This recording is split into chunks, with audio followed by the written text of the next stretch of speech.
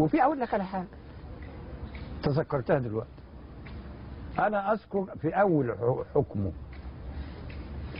كان الله يرحمه الاستاذ صالح ابو قيق عضو مكتب الارشاد الاخوان.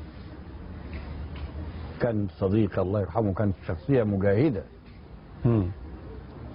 وكان راجل له رؤيه صائبه واحد الناس اللي انا تدخلت عشان خاطر ايام السادات في 14 مايو للافراج عنه. وزارني في بيتي في طنطا.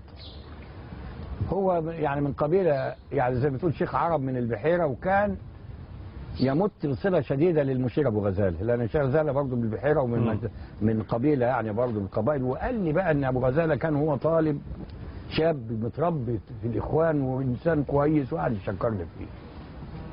قال لي انا كنت عنده ويقول ما فيش صلاح للبلد دي الا اذا كان الاخوان المسلمين رجعوا كايه يعني كجماعه؟ جمعيه ويصرح بيه، ما تبقاش محظوره يعني. وانا لازم اكلم حسني مبارك. ده كان راي المشير ابو غزاله؟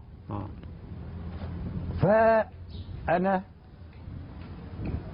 قلت له مش هيرضى. قال لي لا نهايته خدني ورحنا للمشير ابو غزاله في بيته في مصر الجديده الله يرحمه. وقعدنا معاه واتكلمنا، وقال كان متحمس جدا، وقال انا هجيب الراجل. بعد ايه؟ قال لا هو ما فيش، قال لازم الامريكان يوافقوا. لازم يعني هو عرض هذا الموضوع على الرئيس مبارك؟ قال له الامريكان هم لازم الامريكان يوافقوا. فقال لي شوف لك حد. قال لي انا محرج، ده ابو غزاله الله يرحمه. ليك شخصيا؟ لي. قال لي ما اقدرش انا اتصل بالامريكان واقول لهم الوضع كذا.